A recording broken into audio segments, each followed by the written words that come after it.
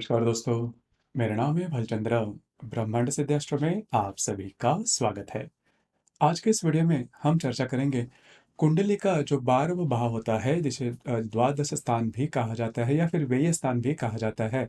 उसके मायने क्या होते हैं, ऐसी कौन सी बातें हैं जो कि इस स्थान से देखी जा सकती है, सभी के बारे में चर्चा इस वीडियो में हम करने वाले हैं। अपना ये जो चैनल है ब्रह्मांड सिद्धि एस्ट्रो, इस चैनल पर हर जो स्थान है कुंडली का, मतलब जो सभी 12 स्थान है उसके जो कारक गुणधर्म क्या है, कारक गुणधर्म फल क्या है, उसी के संदर्भ में वीडियो अपलोड हो चुके हैं।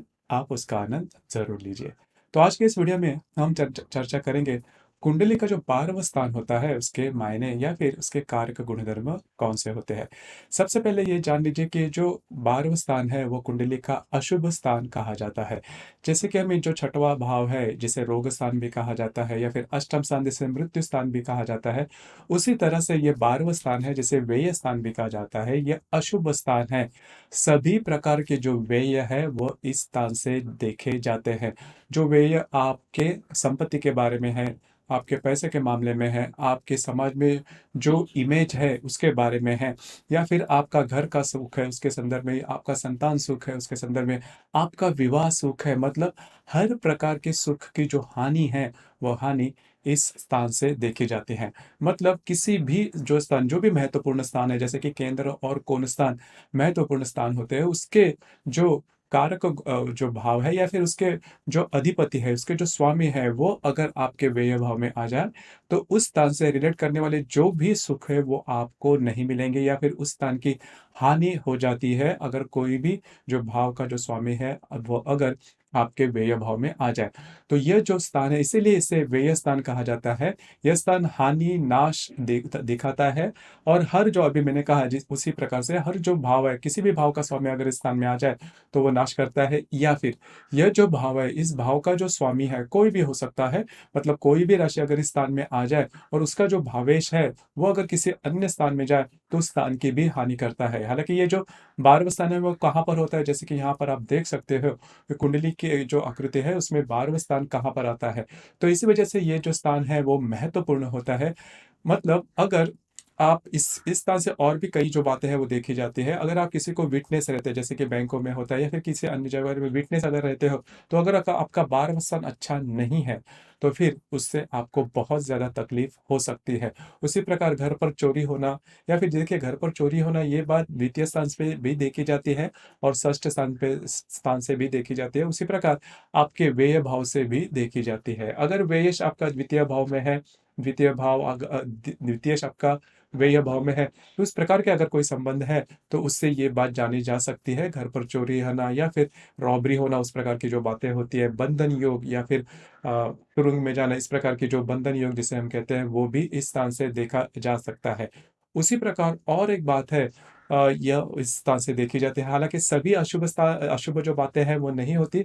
अगर आप जो अगर आपके कुंडली का जो पंचमेश है, मतलब पंचम भाव का जो स्वामी है, अगर वो व्यय भाव में आ जाए तो वो जो व्यक्ति होते हैं वो व्यक्ति आध्यात्मिक मार्ग में काफी आगे बढ़ते हैं। उसी प्रकार आपका जो भाग्येश है, आपके नवम स्थान का जो स्वामी है, वो अगर आपके व्यय भाव में आ जाए तो ऐसे जो व्यक्ति होते हैं वो आध्यात्मिक या फिर धार्मिक मार्ग में ज्यादा ज्यादा से ज्यादा करके अगर देखा जाए तो आध्यात्मिक मार्ग में ज्यादा आगे बढ़ते हैं।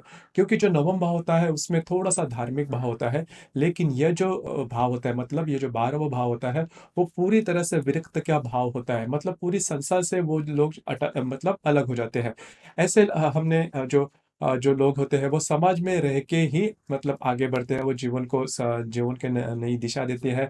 या फिर वो जो व्यक्ति होते हैं वो थोड़े से धार्मिक होते हैं, लेकिन आध्यात्मिक जो व्यक्ति व्यक्ति होते हैं, जैसे कि साधु संत होते हैं, जो कि समाज से अलग हो जाते हैं, जैसे कि हिमालय में जाना, या फिर समाज से वो काफी अलग हो जाते हैं। उस प्रकार का जो योग है वो योग आपके भाग्य, आपके जो व्यय भाव है उससे देखा जा सकता है। मतलब अगर भाग्यश आपका व्यय भाव में है, पंचमेश अगर आपका व्यय भाव में है, तो उस प्रकार की जो विरक्ति है वो आ सकती है और जो व्यक्ति होता है वो आध्यात्मिक मार्ग में काफ़ी आगे बढ़ सकता है या फिर संन्यास वगैरह लेने के चांसेस भी ज़्यादा बढ़ते हैं। किसी अन्य स्थान से अगर है तो उस स्थान की जो हानि है वो देखी जा सकती है। उसी प्रकार आत्महत्या करने की जो वृत्ति होती है वो भी यह जो स्थान है उससे देखे जाते हैं। गुप्त शत्रु जिसे हम कहते हैं कि ऐसे लोग जो कि बहुत अच्छा बोलते हैं, हमारे सामने काफ़ी अच्छा बोलते हैं लेकिन हमारे पीठ पीछे हमारी बुराइयाँ करते हैं।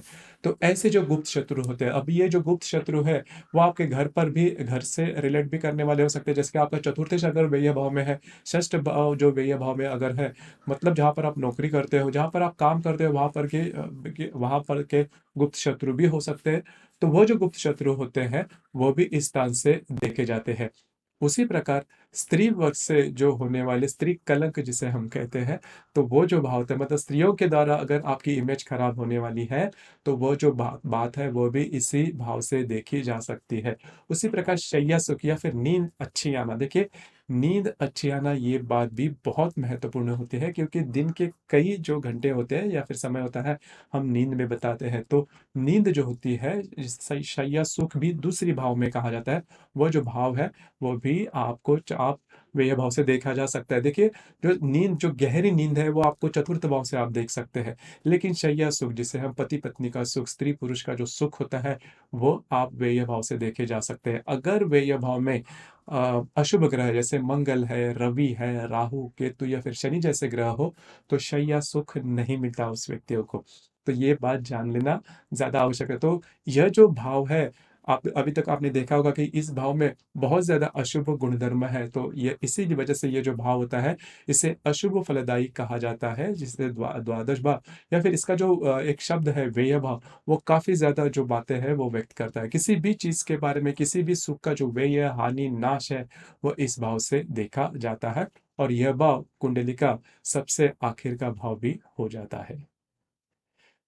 तो दोस्तों ये था जो व्यय भाव होता है वो कहाँ पर होता है, उसके मायने क्या होते हैं, उससे कौन सी बातें हैं वो समझ ली जा सकती है, उसके बारे में चर्चा।